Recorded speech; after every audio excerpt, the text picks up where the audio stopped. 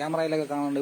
ഇവന്മാർ അവനെ പിടിച്ച് തള്ളിയിട്ട് ഗ്ലാസിന്റെ പുറത്ത് തള്ളിയിട്ടിട്ട് അവിടെ അവന്റെ നെഞ്ചിലൊക്കെ ഇട്ട് ഇടിക്കുകയും എന്തോ എടുത്തിട്ട് കുത്തി പരിക്കേൽപ്പിക്കുകയും ചെയ്യാതായിട്ടാണ് ബലമായിട്ടുള്ള സംശയം. അല്ലാതെ ഗ്ലാസ്സിൽ വീഴുന്ന പൊട്ടി എന്ന് പറഞ്ഞുകൊണ്ട് ഗ്ലാസ് വെള്ളക്കി കയറാനൊന്നുമില്ല. അപ്പൊ ഇങ്ങനെ എന്നിട്ട് ഇവന്മാർ എന്നെ എടുത്ത് വണ്ടിയിൽ വലിച്ചു കയറ്റി. ഈ ദാരുണമായ ഇത് ചെയ്തിട്ട് അവന്മാർ എന്നെ ബൈക്കിൽ വലിച്ചു കയറ്റിയപ്പോൾ തന്നെ ഇവന് ബോധമൊന്നും ഇല്ലെന്നാണ് അവിടുത്തെ ആളുകൾ പറയുന്നത്. എന്നിട്ട് വണ്ടി കയറ്റിയ വണ്ടിയിൽ നിന്ന് അവൻ തിരിച്ചു വീഴുന്നു തറയിൽ. ബൈക്ക് വലിച്ചു കയറ്റി ഒരാളെ കയറി രണ്ടുപേരും കൂടെ കയറ്റി വലിച്ചിട്ടപ്പോൾ വണ്ടിയിൽ നിന്ന് അവൻ തറയിൽ വീഴുന്നു. കാരണം അവന് പിടിക്കാൻ ജീവനില്ല. അവൻ തിരിച്ച് വണ്ടിയിൽ നിന്ന് തറയിൽ വീഴുന്നു. വീണ്ടും അവന്മാർ വലിച്ചു കയറ്റി വെച്ചാൽ കൊണ്ടാണ് ബൈക്കിൽ ചാമ്പ്യൻ ആശുപത്രി കൊണ്ടുപോയത്. അപ്പോൾ ഇതിനിടയിൽ ബ്ലഡും എല്ലാം പോയി. ഈ രണ്ടാമത് വീഴുന്ന ആഘാതത്തിലും ഈ ചില്ലെടുത്ത് കയറിയെന്ന് പറഞ്ഞുകൊണ്ട് അങ്ങ് അങ്ങ് പൊത്തിക്കയറാനൊന്നുമില്ല.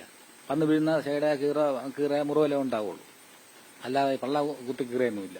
ഇത് എന്തോ അമ്മമാരുടെ അടുത്ത് അമ്മമാർ എന്നെ അടുത്ത് കുത്തി കയറ്റിയതാണ്.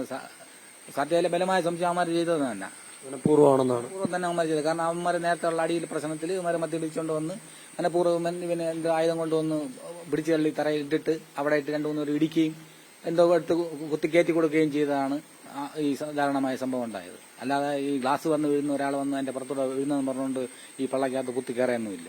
അതുപോലെ മരണത്തിന് കാരണമാകുന്നത് അവന്റെ നേരത്തെ ഉള്ള അടിപ്രശ്നത്തിൽ അവർ ആ വൈരാഗ്യം വെച്ച് മനസ്സിൽ വെച്ചിരുന്നു. ഈ അവൻ +2 കഴിഞ്ഞ് വെളിയിൽ ഇറങ്ങിയപ്പോൾ ആ സ്കൂൾ പീരീഡ് കഴിഞ്ഞു. അപ്പൊ ഇനിയിപ്പം വേറെ പ്രിൻസിപ്പാൾ പിടിക്കുകയോ ഹെഡ് മാസ്റ്റർ പിടിക്കുകയോ ഒന്നും ചെയ്യില്ല. അതുകൊണ്ട് അവന് തിരിച്ചടിക്കണമെന്നുള്ള രീതിയിലുള്ളതായിരിക്കും അവന്മാർ വന്ന് മനഃപൂർവ്വം ലക്ഷ്യം വെച്ച് തന്നെയാണ് വിളിച്ചത്.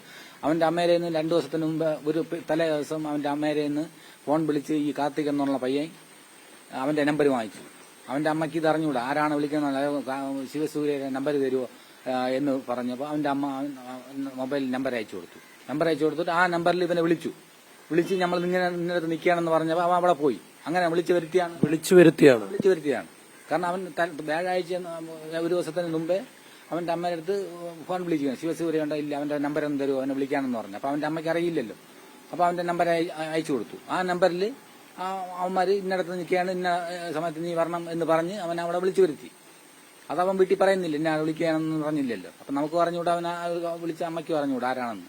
ഈ കാർത്തിക് എന്ന് പറഞ്ഞ പയ്യനാണ് നമ്പർ ചോദിച്ചതും അയച്ചു കൊടുത്തതും അവനാണ് വിളിച്ചു വരുത്തിയത്. ഇവര് വിളിച്ചത് പ്രകാരമാണ് ശിവസൂര്യ പുന്നമുട്ടി പോകുന്നത്.